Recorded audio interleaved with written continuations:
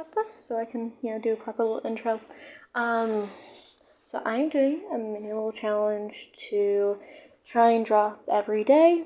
Obviously, if I miss a day or I don't do anything, or I don't finish a drawing, it's not the end of the world, because I am currently recording this, as you can see, at 1:04, and I use military time, so this is the morning.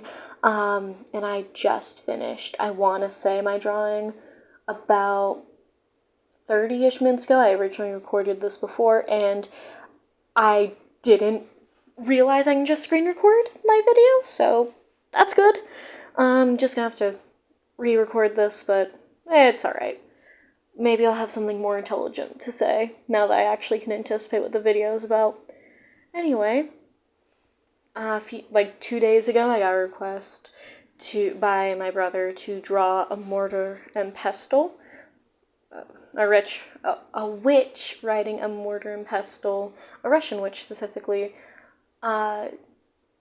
just riding a mortar and pestle for his friend, and that's just because we were discussing how that's what Russian witches ride instead of the broomstick Western witches do, and I always found that just adorable. So I think you can see a very faint sketch here. I didn't record that part, but I just made a quick little sketch to like block things out and get a general idea of what I wanted. And then I just, started sketching. The way this recording software does it is it'll just record any drawings I do, like any drawing or sketch I do. So if I'm just staring at something for 2 hours, it will not register that, versus if I just do a quick little swipe. So, and I also took a step back a few times. So although it took me about 2 days to do this, in reality, the time that was recorded was like an hour and maybe 40 minutes, I believe. And then, condensed down to 14 minutes and 19 seconds. So, very interesting. I didn't just sit down and draw all this. I probably would have lost my mind. Yeah, I will say I didn't use any references, which is an absolute shame. That is where most, if not all, of my problems came when I was drawing this. So please, for the love of dear God, use references. You will struggle.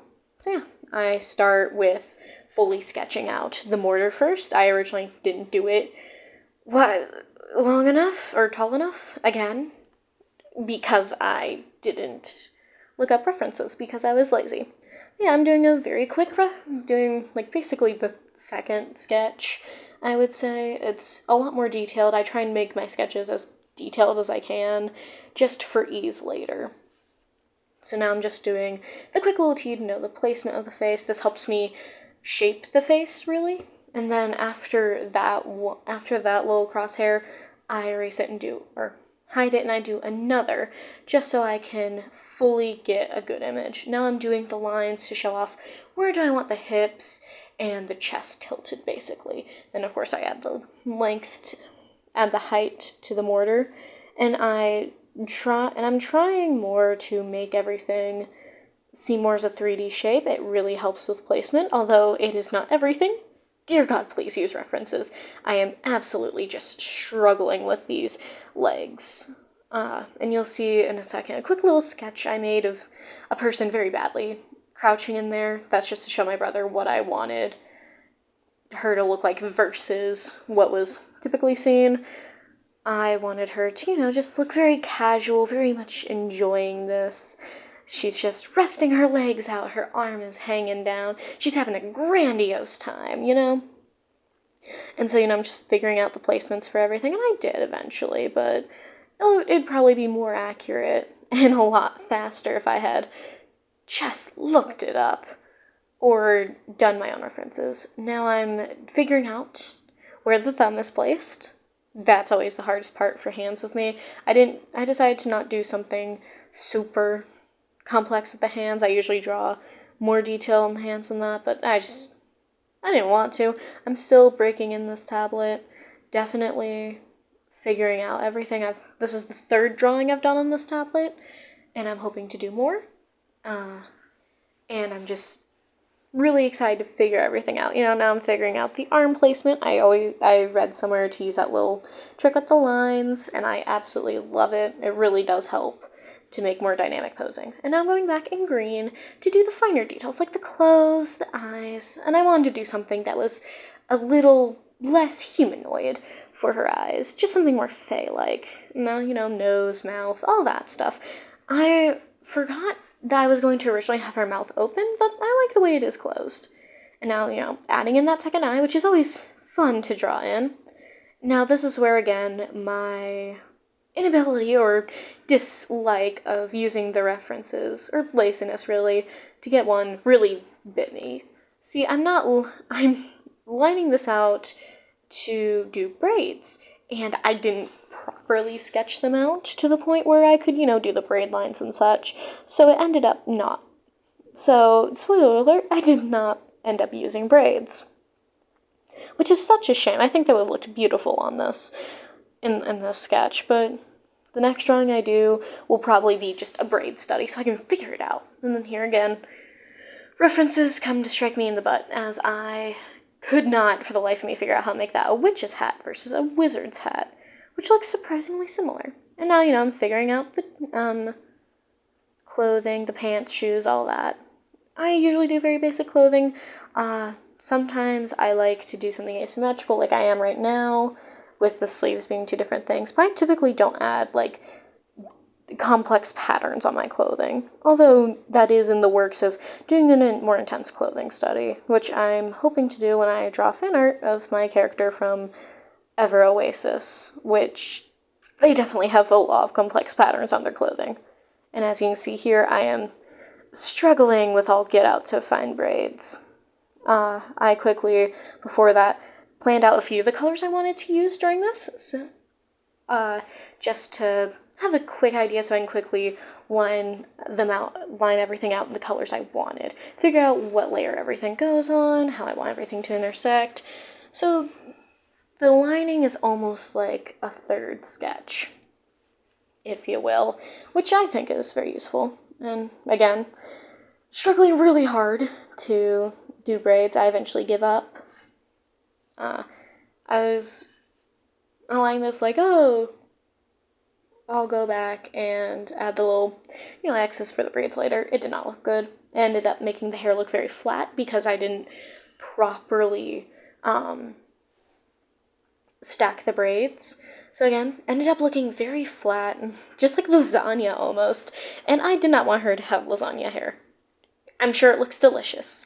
Not what I wanted to go for. So I ended up erasing a lot of the lines and just doing very thick curly hair, or just doing curly hair, basically. I think it ended up looking good, but I feel like it would have ended up looking better if I had done braids properly. And now I'm looking back, and this is why the lining process is so important to me, is because I can look at the colors, and I realized that purple was way too light. So I'm, you know, going back on a darker purple. And now I'm just... Finally, I made the hat look more like a witch's hat, although I'm sure it probably still looks like a wizard's. I'm using, actually, what is it? Goodness, I forget the name. Right, I'm using a smoothing tool while I draw this out, with a mortar and pestle, just so it looks a little more geometric, even though my lines are still a bit shaky. Now I'm just, again, still lining everything out. And I'm doing this. I originally tried to make it look more symmetrical. I gave up because I'm lazy, and also because I liked the look of the asymmetrical sleeves. And while I'm lining, I'm constantly rearranging layers, thinking about what layer I want everything on. And that helps a lot. And a little quick angle change, because I left and went back and decided to rotate my camera 20,000 ways, and my poor sketchbook app is trying its best to screen record that. So, you know, the little feetsies, all those things. And then I'm figuring out different colors as I go. Again, I even grab I'll even make the nib bigger so I can just, like, compare it to the rest to make certain that it just looks good in general. And then now here I am struggling with the hand before I decided I'm putting too much effort into this. There's no need. and end up just being very lazy with it. And then I ended up not putting a shade line for that thumb, so it just looks like she has a diamond hand, which, you know what, fair enough. At that point, and then I realized at this point I put the hair on a layer I preferred not to put it on. I could change the layer, or I could just say screw it and erase. And that's what I did. And now I'm starting on the coloring. I'm deciding where to start the coloring. I decided to start on the first layer, or on the top layer. I was like, oh, should I shade before this? No. I decided to shade as I go along. Something I typically don't do and don't recommend because you will miss spots and it will be very annoying, especially in a lineless art style. I'm sure there are way more talented lineless artists than me that don't need to add a little, just quick little line to show shading, to show where objects overlap, to show where they, just separate so the head doesn't look like it's fusing with the neck. But I am not one of them. So adding a little line for shading is typically what I do when I want something more simplified. If I'm doing something with a lot more complex shading, then I typically add a thicker line the way I did and blend that out. Or I use the blending tool. I use it in a way that smudges it out instead. And I just prefer that to the smudging tool, just because it ends up it's just what I like using in this program specifically. And now I'm just doing some quick little cleanup that I notice as I go along, so I just don't forget about it in the long run, like I did with the thumb shading. And now I'm just on to coloring. Sometimes what I like to do is if I want something really quick or really simple, I'll block and color as I go along. But that's, again, typically not something I prefer to do, especially if I'm doing something with a lot of shading or something with a lot more complex posing like this. I won't go along and block as I do.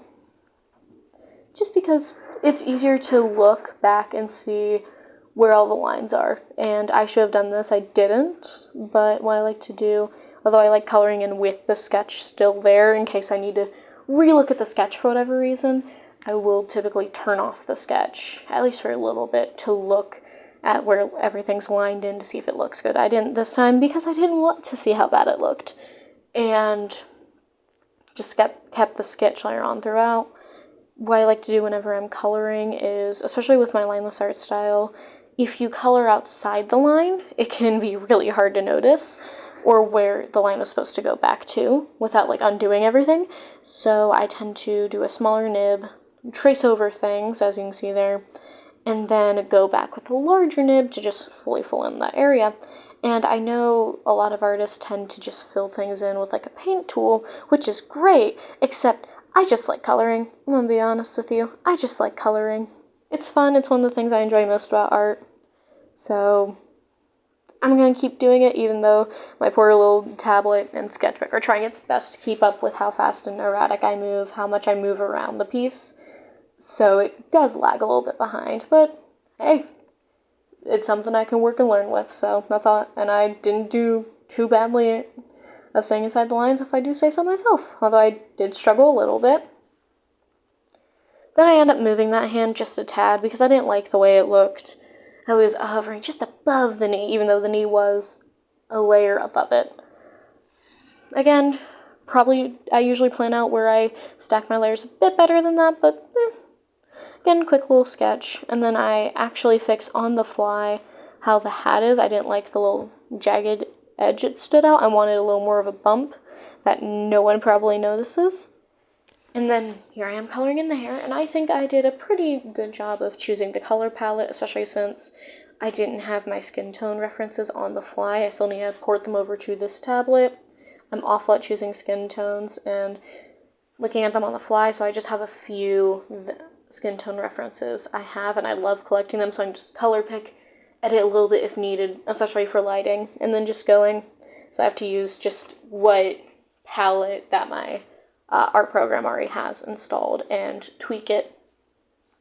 So while it's not my preferred method, it's better than nothing, and at least I'm not coming up with skin color myself, because I am awful at figuring out what to make certain something's not too orange, red, or yellow.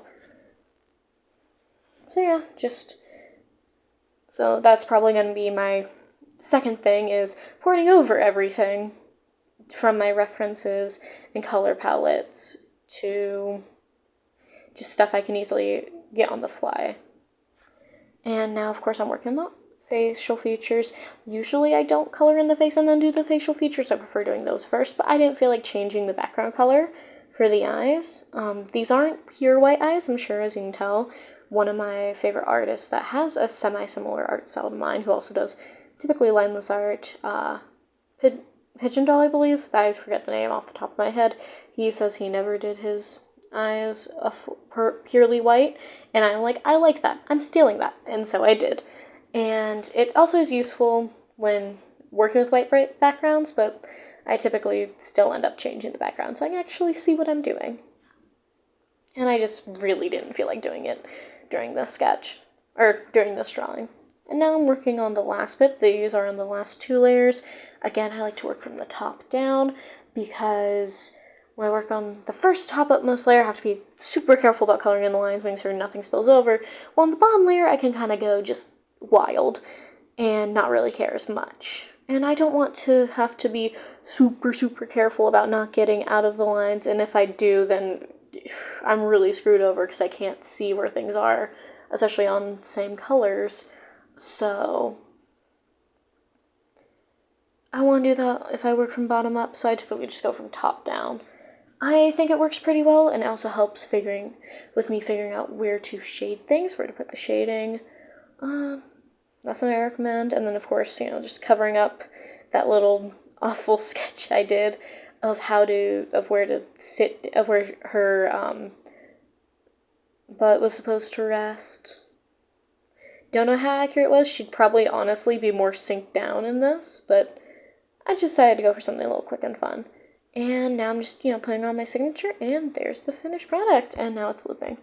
I will give a link to the finished product in the description, because the video likes to loop, and again, it's very fast. But yeah, I hope you enjoyed. I hope you enjoyed drawing with me and listening to me ramble. If you made it this far, thank you so much. You deserve a prize. Alright, thank you. I'm gonna go to bed now, probably.